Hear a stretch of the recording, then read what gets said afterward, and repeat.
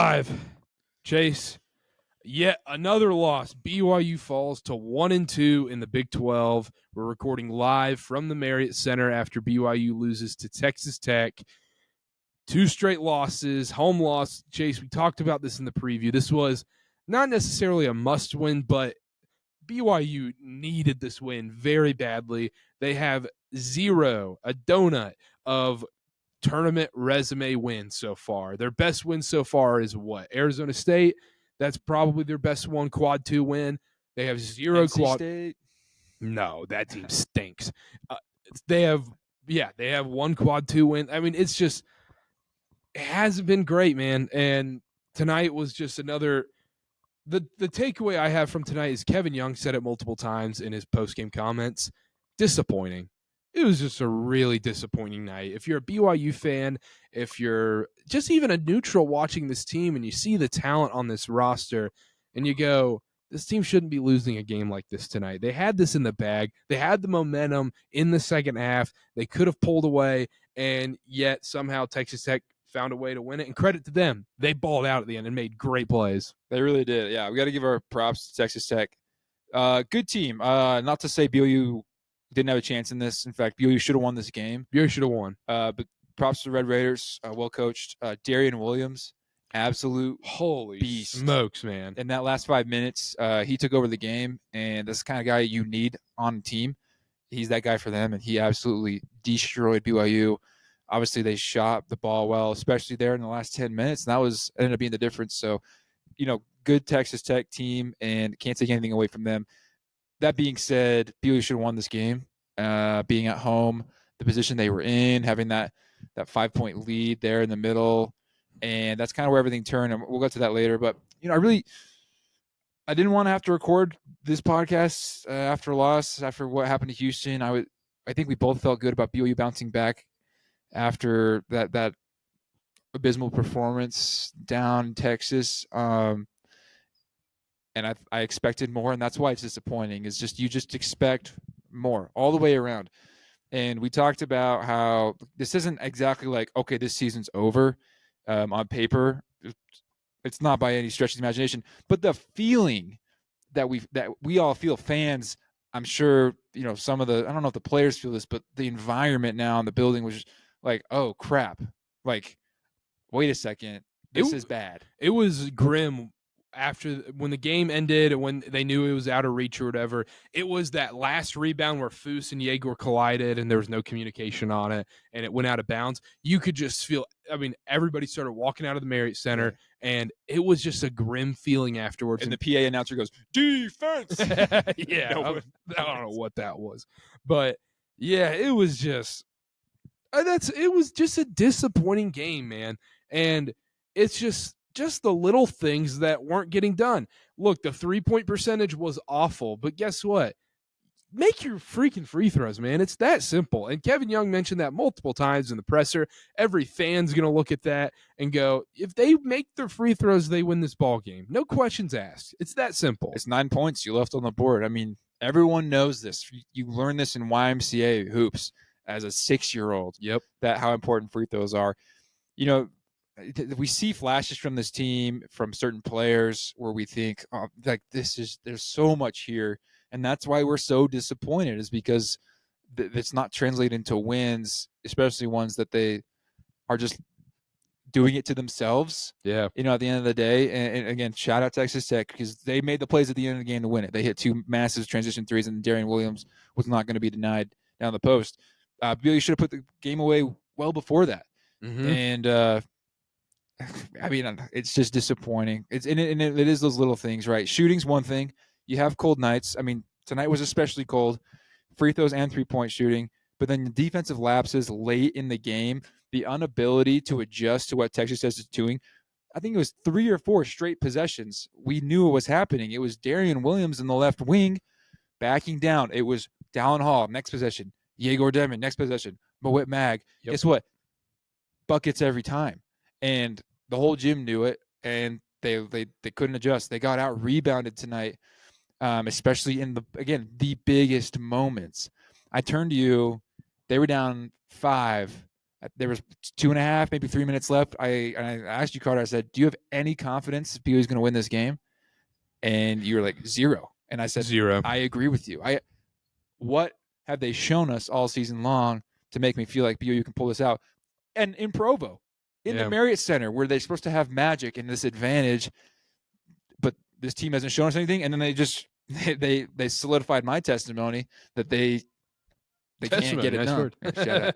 It's church ball. Church ball, shout out. But they've proven again that I can't trust them in close games or close moments. And Kevin Young was asked in the press conference, who's your go-to guy? And he was like, yeah, we don't.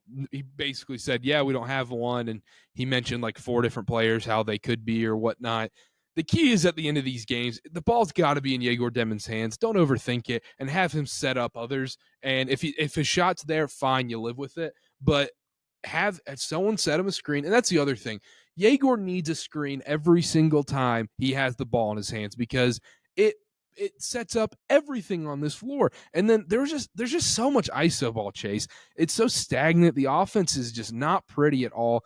And there's just a lot of miscommunication. The chemistry isn't there. There's no flow. Nobody can get in a rhythm right now. And it's kind of the antithesis of what we saw last year, where it's just free-flowing pass. And that was more due to the personnel last year, where the personnel last year couldn't go ISO ball whatsoever. That coaching staff knew that, and they said, we're just going to chuck up a bunch of threes. And guess what? For the most part, it worked, and they made the tournament and had a really good season last year. But this year, the ball just sticks. It just stays, and there should be no excuse. There should not be this much ISO ball. Nowhere in college basketball should there be this much ISO ball. I understand there's NBA talent on this roster. I don't care. There's not enough space on the court. And frankly, guys in college are just not good enough to play ISO ball like this. That's an NBA style thing. We've talked about this multiple times, but it still reigns true even in mid-January or early January right now. And it's got to change. And if it doesn't change, it's not going to work. It's like you're just doing the same thing over and over again and hoping for a different result, but it's insanity. And that's part of the problem with everything else, right? Yeah. You can sit here and be like, if BYU just shot a little bit better, they win this game. You know why they stunk it up from the three-point line tonight? Because it's so stagnant. Yeah. There's no flow. Everyone who shot a basketball knows you shoot better in rhythm.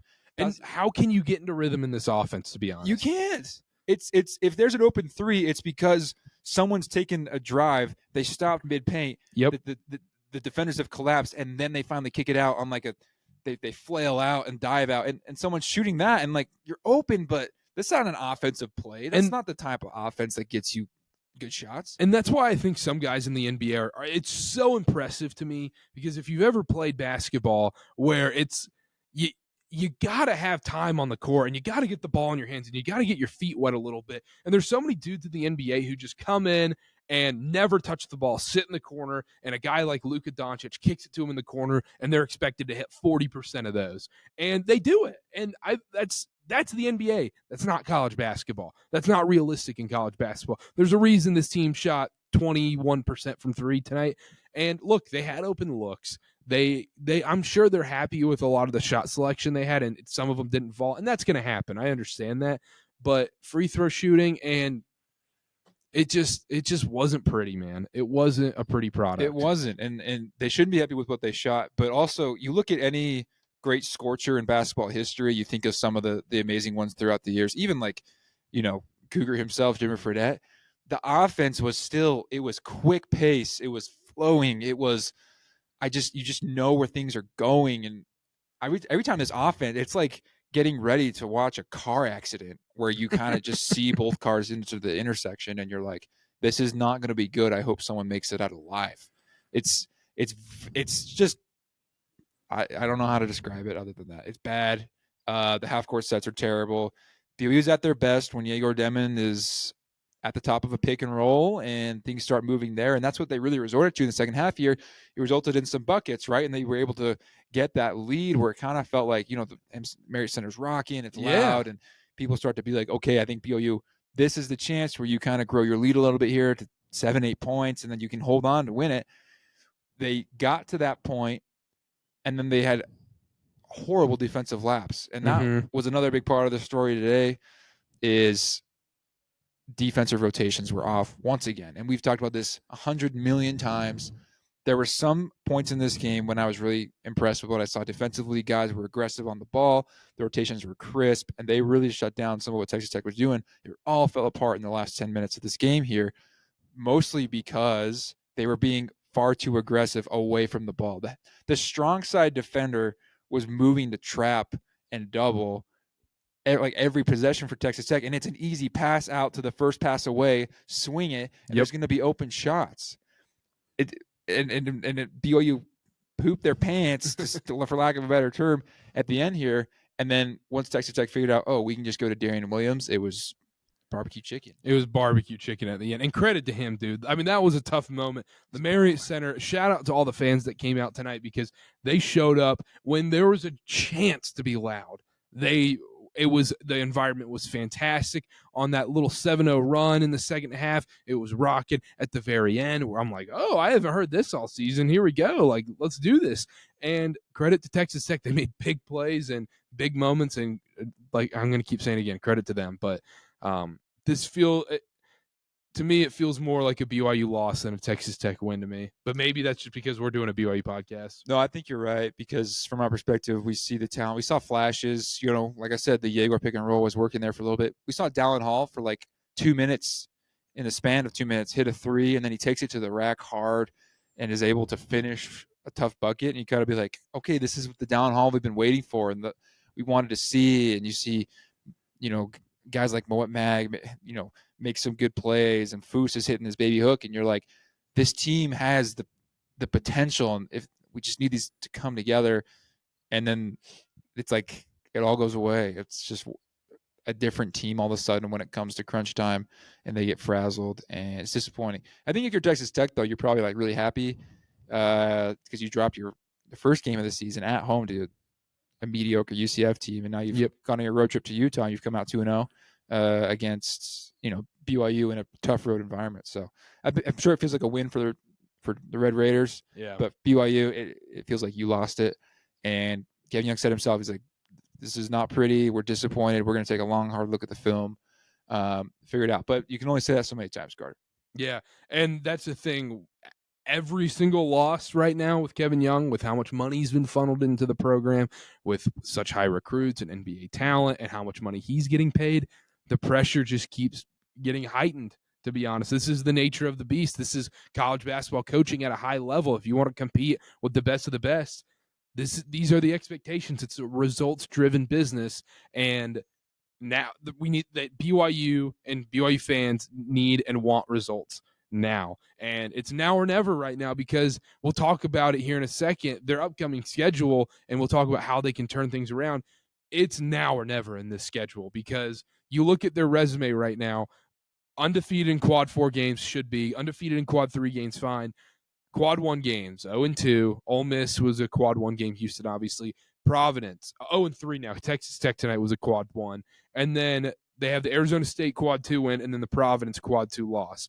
So they really don't have bad losses yet, but bad losses don't matter unless you have good wins. And so you got to build that tournament resume, and it starts now. It starts right now. There's no more. They got to figure out the rotations. That's the other thing throughout this game. It felt like it was still too much experimentation. It feels like once conference play comes around, you should start understanding who you trust and the 7-8 guys you really want to play. And it felt like BYU still, I mean, you look at the box score right here, it almost looks like BYU has double the amount of players that played in this game compared to Texas Tech. Texas Tech had a pretty tight 7-8 man lineup and didn't waver from that in the slightest. And that's how it works in college basketball. That's what the best coaches do.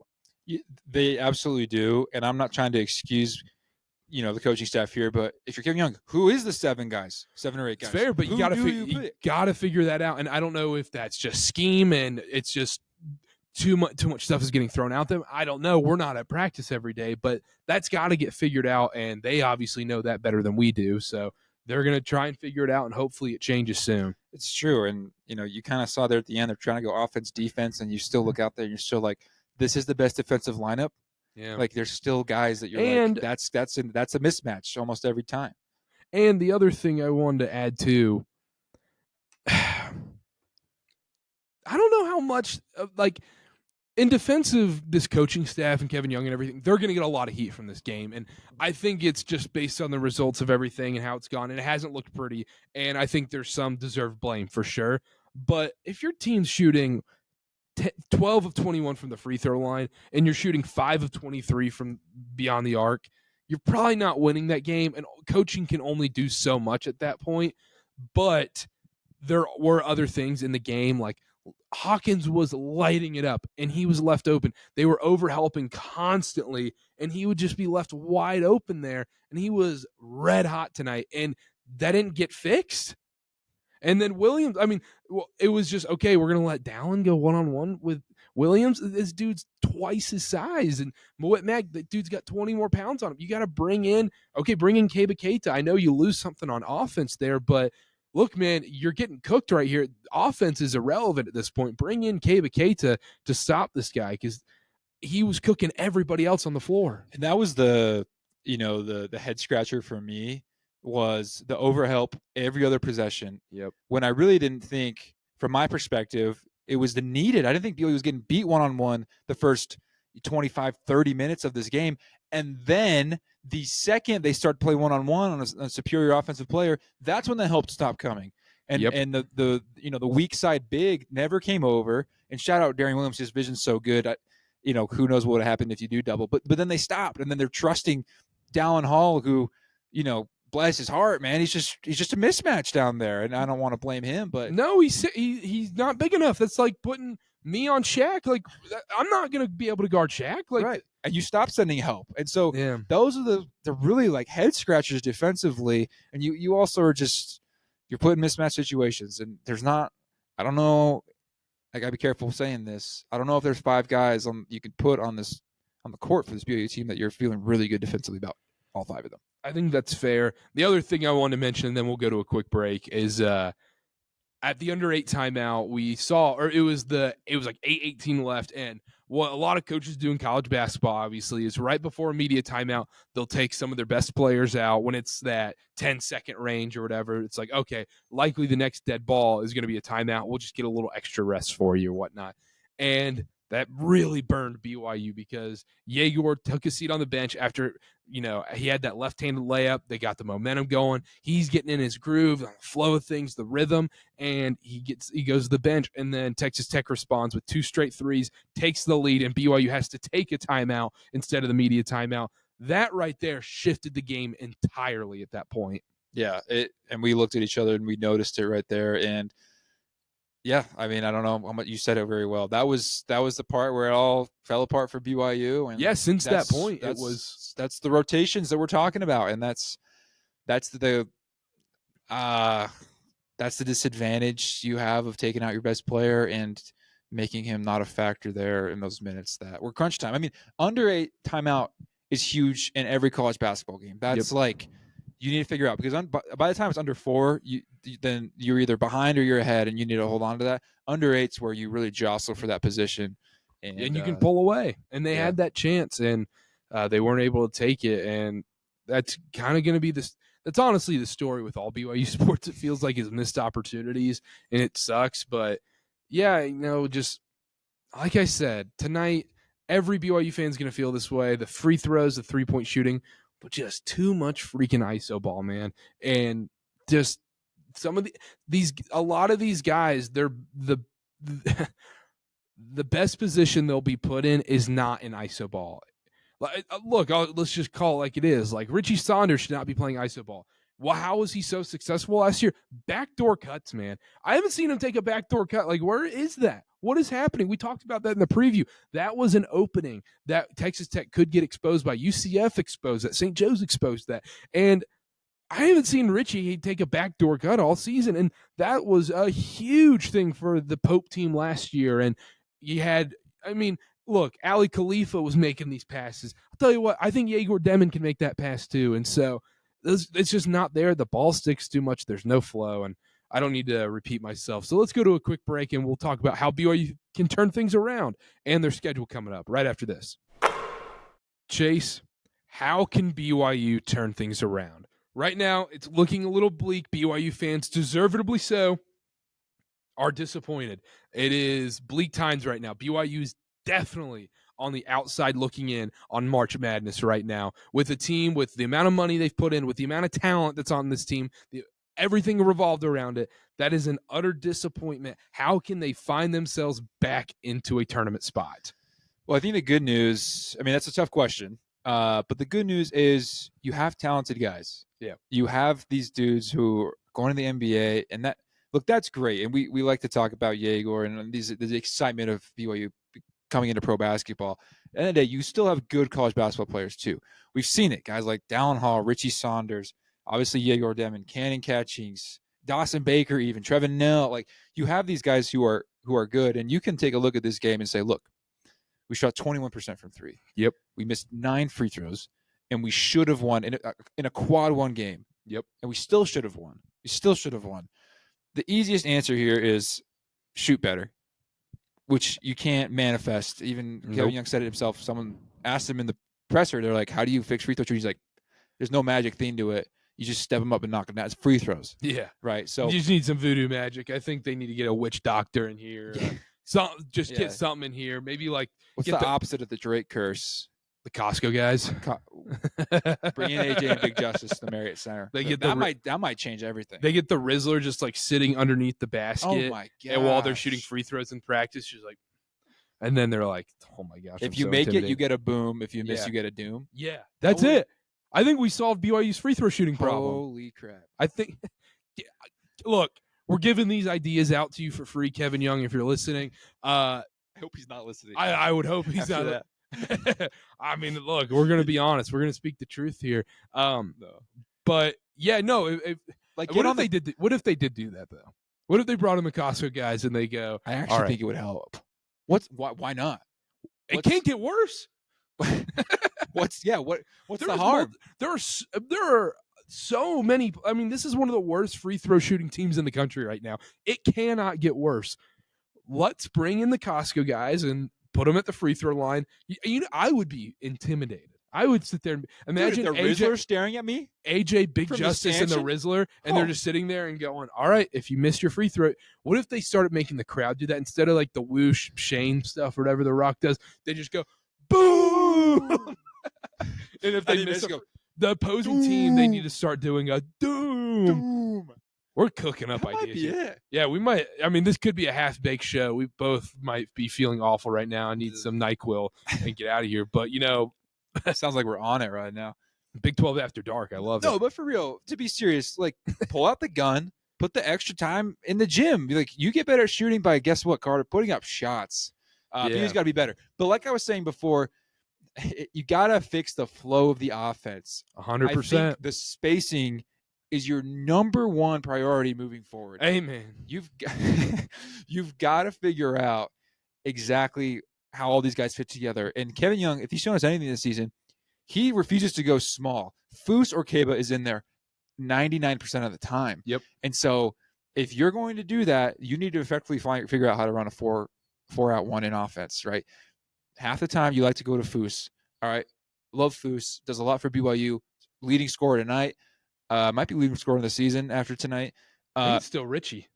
Is it still Richie? I think it's still Richie by 2 or 3 tonight. Yeah, because I think Richie is like at 12 a game, and I think it's like all bundled up right there. Is. But Foose doesn't like to look outside. He likes to look for his shot when he gets the ball. That mucks everything up, and so you need to figure out the spacing, especially when you have someone as dynamic as Yegor. And we thought that they could really take advantage of Texas Tech's backside defense, but like you said, we haven't seen back cuts from Richie. We've seen an NBA-style offense, minus the incredible spacing those guys see. And that's because these guys can't do what Kevin Durant can do. They can't pull up from 20 feet in a guy's eye and shoot it. So we need to see the ball swing, and we need to see guys driving, not just looking to shoot, but also looking to kick, and guys passing up a good shot for a better shot. And this, I don't want to say the stuff we saw last year because, again, I don't want to compare, but that was the gold standard of ball movement and spacing. Yeah, look at Kentucky right now. Like that's not crazy. That's not a crazy statement. Look at the best teams in the country right now and look at their ball movement. And Duke is historically an ISO heavy team. They're moving the ball. Auburn's moving the ball. Kentucky's moving the ball. Florida, Bama, you name it, they're moving the ball. And this team just flat out isn't. And they have that kind of talent, which is so frustrating. The other thing I love Foose, and I understand you have to go to that safety blanket at times because, hey, things aren't working and you got to dump it down low and let Foose go to work and whatnot. But when you force that, it becomes, well, nobody can get in their rhythm, and it just stalls everything, and everyone stands around and whatnot. And we saw in the Houston game, eventually teams are just going to start doubling immediately, and that's just going to be gone. And can he pass out of a double team? And he's a really undersized big man. That's tough for him. And so I'm shocked teams don't do that more often. If you watch any film on BYU, you say, just double this guy. And he likes the baby hook. And Houston got him, ruffled up early, and credit to them. But anyhow, how are we going to fix this team? Well, Costco guys, we got that done. Fix the spacing. I actually think, Carter, and this might be a hot take, I think the defense is close because I've seen glimpses that are really, really good. They just need to be more disciplined. Yeah, a little more disciplined. It's the overhelping. It's the leaving assignments, guys getting lost behind you and getting caught on what teams are doing to BYU that they need to do on offense is their spacing and their ability to swing the ball. Yeah. It's killing them. Yeah. Killing them. I think that's fair. I would to be honest, I think the defense really figures itself out. And like you said, I've seen some positive signs here and there. And we already talked about it from tonight's game where the overhelping and all that. We don't have to reiterate that. But my problem's the offense. It's stale and whatnot. And I'll just repeat what you said. Got to figure out how to get guys in rhythm and get a flow of things. And look, I think the best course of action the rest of the season might be a little more heliocentric Yegor Demon, high ball screen every possession. Every single possession, he should have the ball in his hands, high ball screen, and then let things go from there. Let him initiate the offense and then go from there because, dude, really nobody on this team should be going one-on-one. No, and you guys might be like, well, do that every time. That's the opposite of what you said. First off, that's your best play. Second off, we're not saying everyone else stands around. We need other guys to also be moving. Because that's what that action. It's not. Yeah, and it's not just when that happens. It's like you said. It's not just standing around there. It gets kicked out, and then it gets pushed around, and everyone starts moving, and that starts getting people in the flow, and there's an actual rhythm. But it's just this herky jerky, and then all of a sudden you're like 7 seconds left on the shot clock. Oh crap! Kick to this guy out front. Take a contested three. Downhall took a 45-footer tonight. I don't know if you remember. It looked good from our angle. And it wasn't close, but that's all right. But it wasn't his fault. Go watch the tape, people. Go back. You'll see exactly what we're saying. Every time Yegor Demon takes the ball screen, there are at least 6 defensive eyeballs on him right there. And there you have the advantage. Everyone's looking at him. And he usually picks the right spot, and he has really good timing. That's what makes him so special. That's what makes him such an elite NBA prospect, and that needs to be utilized more going forward. Yeah. I think Kevin Young, I don't want him to be a mind reader, but I think he feels that their chances are better if they try to involve everyone in this offense as far as who's the primary ball handler and what goes on top of the key. I think at the end of the day, you got to keep it a buck. You got to know who you have on your roster, who your best player is, and who you want with the ball in your hands. And look, doesn't mean he has to take every shot. In fact, he shot 4 of 12 tonight. He shouldn't be taking every shot that we didn't like. But at the end of the day, you need him to be the one making the decisions and handling the ball. That's when most 80% of the good stuff happens offensively. That's how that run happened tonight. That's how talented he is. When BYU went on that little run in the second half, you go, oh my gosh, this is what this team should be looking like. This is it right here. And we only got to see a glimpse of that for 45 seconds to a minute. And that needs to be tapped in more. Easy to say that, Easy to say. Easy to say. But looking ahead, we've got TCU on the road Saturday. We'll do a preview for that one. That'll be out on Thursday. TCU on the road. That is a quad 2 game. Great chance for a quad 2 win. Oklahoma State next week, home, quad 3. Cannot screw up there. Lose. Utah on the road. Oklahoma State just beat Kansas State too. I know. Rivalry game on the road. Lost it last year. A lot of guys on that team are going to remember that. Utah's booty. Utah is not good. But rivalry game, anything can happen. Who knows what we're going to get on the road. That's going to be a sold-out crowd at the Huntsman Center. We'll be there. Quad 2. Somehow a quad 2 one. And then you got Colorado on the road, quad 2 as well on the road. This is going to be their easiest stretch in the Big 12. It is an absolute must. If this team goes anything less than 3-1 in this spot, they will not be playing in March Madness. They will likely be playing in the CBI or the NIT. There is no way they can do it unless they got to go 3-1 in this stretch. It is now or never. Honestly, you need to go 4-0, but 3-1 keeps you alive. Get 3-1 keeps you alive, but you still don't feel great. 4-0 is the only thing that would turn my perspective around on this team. You have to go. I don't even say you have to. They should. I think they're better than all 4 of those teams. And the best part about it, Carter, is that's 3 road games, 1 home game. So after that, you get your big home stretch, and you get to return back and, be comfortable and get the Marriott Center crowd back at it again. But look, man, Oklahoma State, Colorado, Utah, you might be staring at the 3 worst teams in the Big 12. Yeah. Respectfully. So you have to win those games. Like, I know, 4-0 is a tall task in the Big 12, 4 in a row in any moment. But, I mean, if you're going to do it, this is now. And if you're going to restore if you're BYU basketball, you want to restore my faith. And the fans' faith. And on the fans' faith, you have to go 4-0 here. And they can.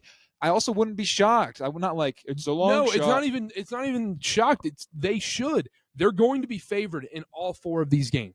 They're probably going to be a slight favorite on the road to TCU, probably a 1-point favorite.